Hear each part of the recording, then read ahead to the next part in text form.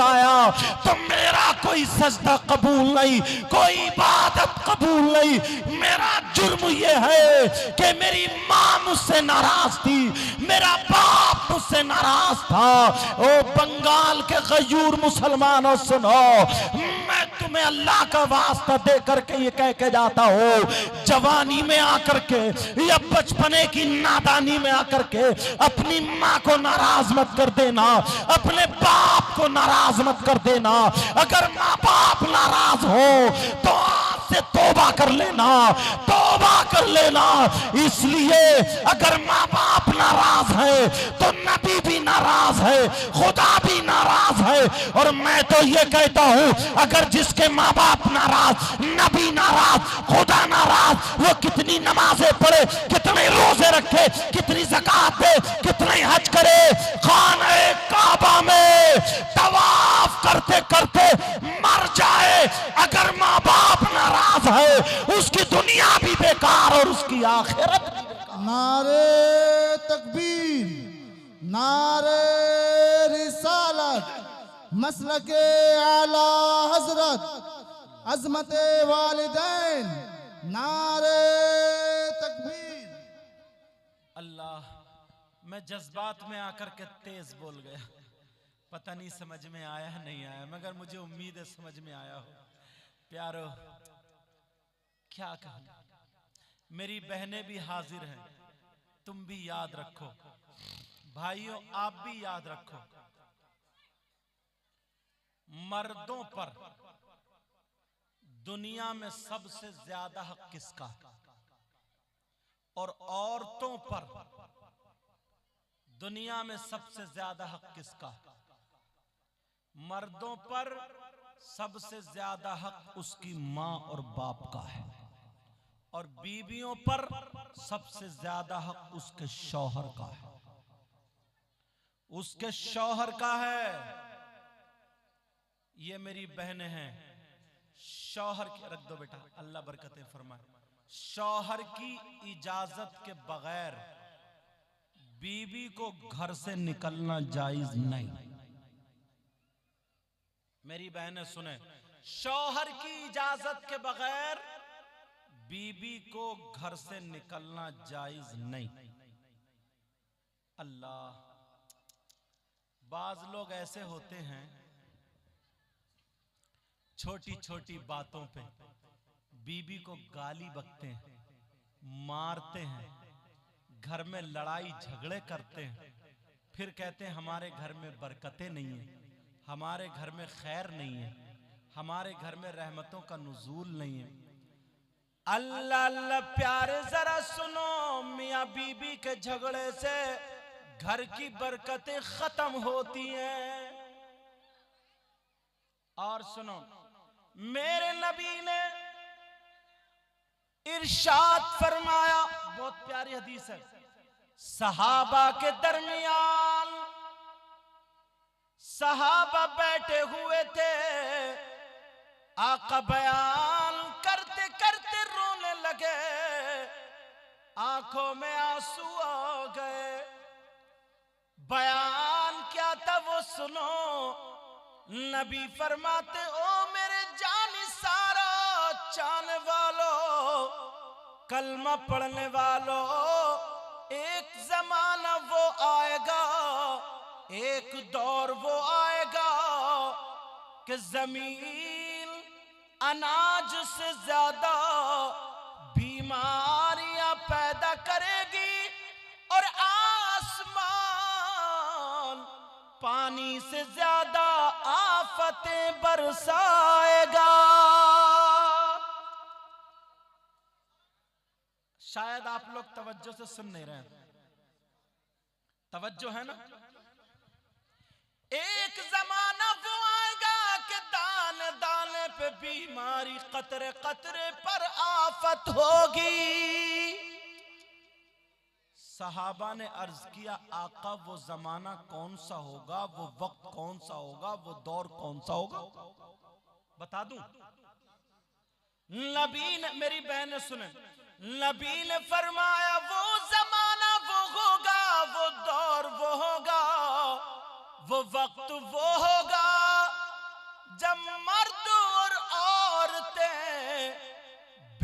बेपर्दगी करते करते, बेहयाई करते करते घरों से बाहर निकल आएंगे और उस बेपर्दगी को, बेहयाई को लोग अच्छा तसव्वुर करने लगेंगे। और आज वो दौर है, औरतें बेपर्दा हैं, आदमी। अल्लाह अल्लाह सुनो प्यारे, जरा सुनो, नबी फरमाते हैं वो माँ बाप जन्नत में नहीं जा सकते जिसकी बेटियां बेपर्दा घूमती हो। अल्लाह। नबी ने सहाबा के दरमियान बयान फरमाया, अगर जिसकी 3 बेटियां हों और वो सही तरीके से परवरिश कर दे तो जन्नत पालेगा। एक सहाबी खड़े हुए, अगर आका किसी की 2 हो तो नबी ने फरमाया कि वो भी जन्नत पालेगा। दूसरे सहाबी खड़े हुए, अगर आका किसी की 1 हो तो कब वो भी जन्नत पालेगा।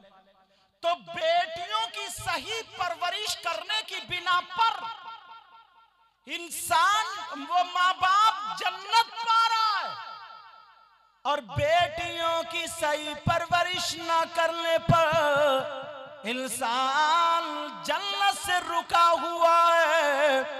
अल्लाह फरमाता बिस्मिल्लाहिर्रहमानिर्रहीम, या अय्युहल्लज़ीना आमनू क़ू अन्फुसकुम व अहलीकुम नारा। ऐ ईमान वालों, अपने आप को और अपने घर वालों को जहन्नम की आग से बचाओ। अपने आप को और अपने घर वालों को जहन्नम की आग से बचाओ। तो अब जिम्मेदारी किसकी है बोलो? आपकी। अब मैं कुरान के हवाले से कुछ बातें वो बताऊं, अभी माँ बाप को यही रोकता हूं, कुछ बातें मेरे जहन में आने लगी जो जरूरी है बताना। बताऊं? ये बताओ, कोई ऐसा है, तवज्जो, जो जिसका भाई मरा हुआ लेटा हो और वो अपने मरे हुए भाई का गोश्त नोच नोच के खाए? ऐसा नहीं कर सकता ना?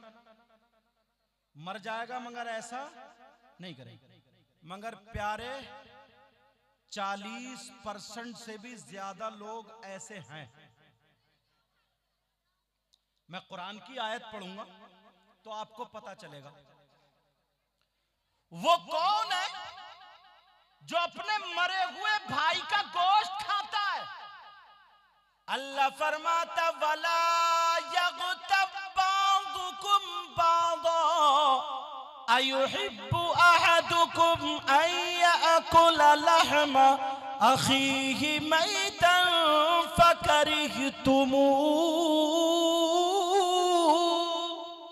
अल्लाह फरमाता आपस में एक दूसरे की गीबत मत करो। अगर कोई गीबत करता है तो ऐसा है जैसे मरे हुए भाई का गोश्त खाना।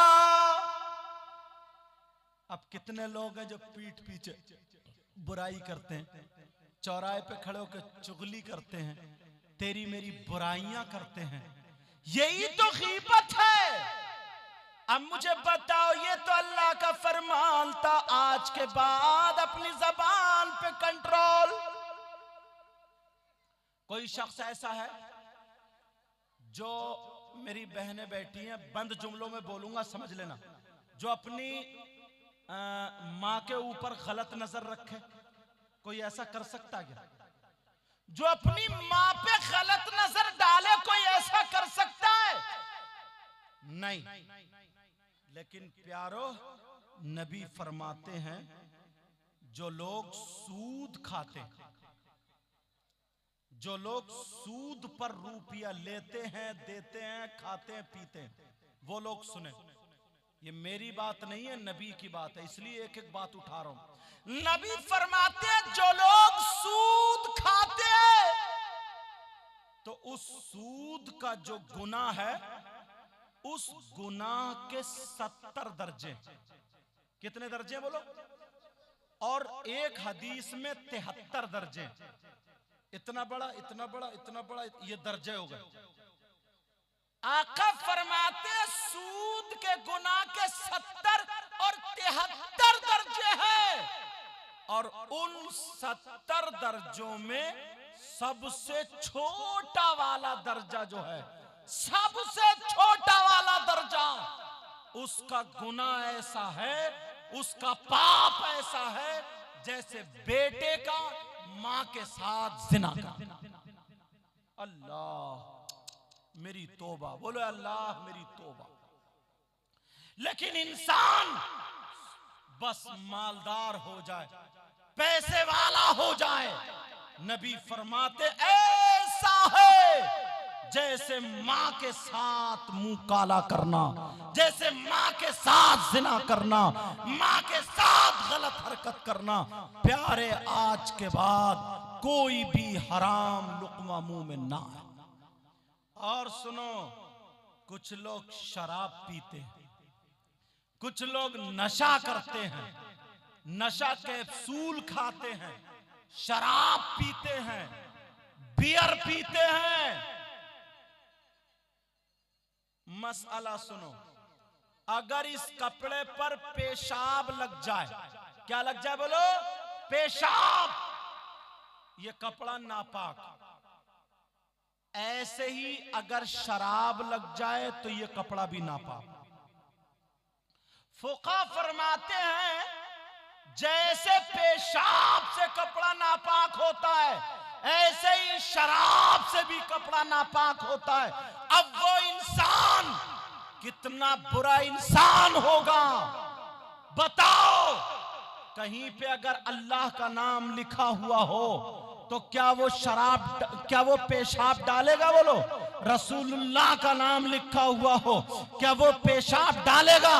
लेकिन आज शराब पीने वालों, जिस मुंह से तुम अल्लाह का नाम लेते हो उसी मुंह से शराब लगाते हो, जिस मुंह से रसूलुल्लाह का नाम लेते हो उसी मुंह से शराब लगाते हो। कान खोल करके सुन लो, कान खोल करके सुन लो।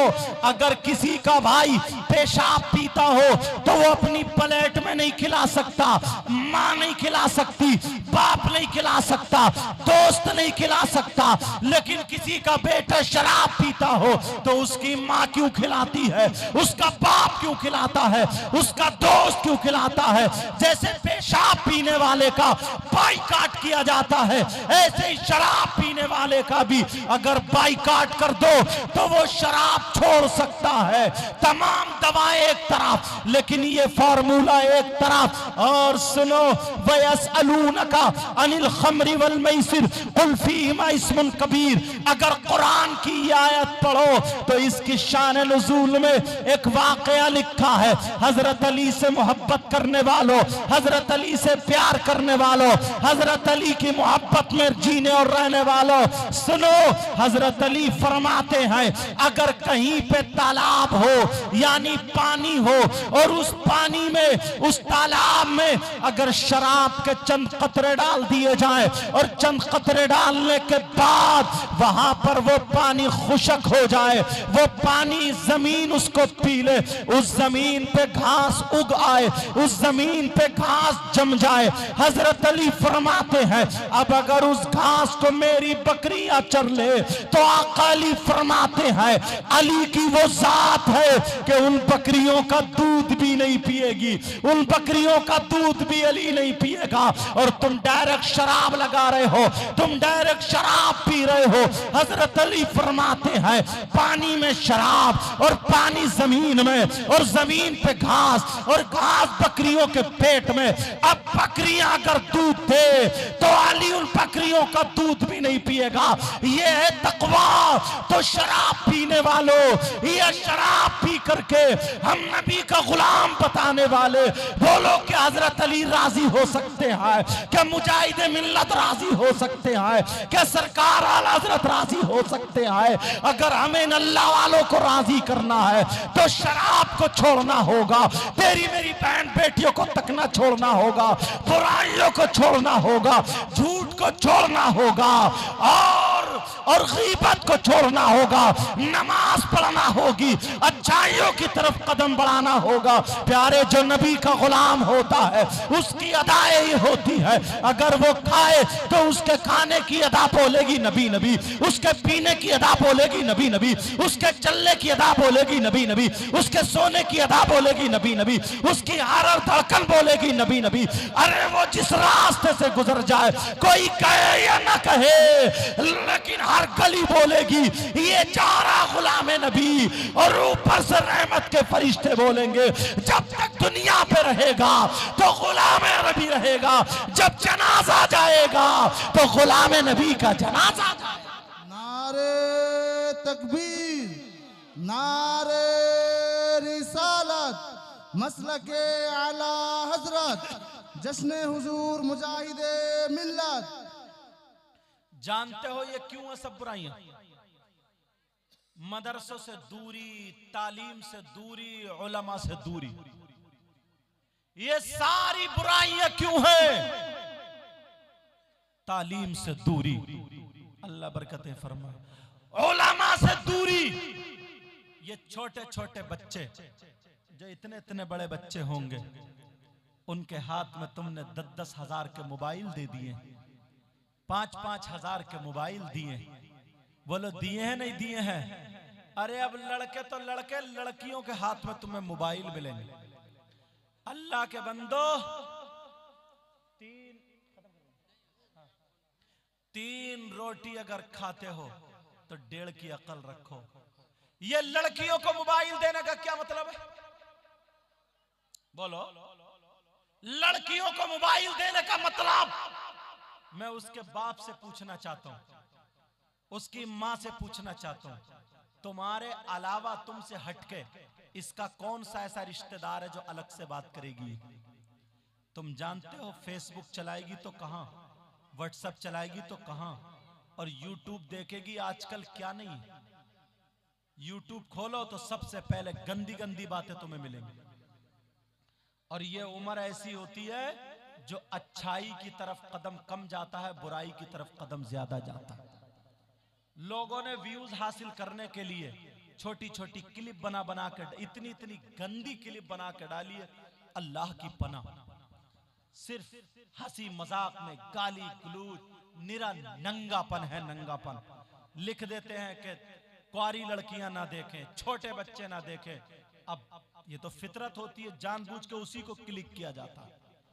एक महीने में 500 का या 100 रुपए का या 200 का या 3 महीने में जितना भी होता है ये रिचार्ज हो रहा है। कम से कम कुछ तो सोचो, फिर कहते हो हमारे बच्चे बिगड़ गए। अरे इसे क्या जरूरत है मोबाइल देने की? आज 50 लड़कियों की खबर सुन लो कि फुला के साथ भाग गई, फुला के साथ ऐसा हो गया। पहले की लड़की बूढ़ी हो जाती थी मगर माँ के इजाजत के बगैर घर से कदम नहीं निकालती, बाप ने जहां शादी कर दी वहीं रहती थी। लेकिन आज 15 साल की हो नहीं पाती, 18 साल की। पता नहीं किस किस से बात, तुम्हें बुरा जरूर लगता होगा मगर प्यारे कड़वी दवा है, जरा सुन लेना। तुमने ये जो 10,000 का मोबाइल दिया, तुम बाप हो के दुश्मन, बाप हो के दुश्मन। ये तुम अपनी हकीकत देखना। बताऊं, अगर तुम्हारी बस्ती में शादी हो तो एक भी अल्लाह की बंदी ढंग के कपड़े नहीं पहने होंगे। बोलो, इसके बालों की कटिंग फिल्मों जैसी, इसका सिंगार फिल्मों जैसा, इसके कपड़ों कट फिल्मों जैसा।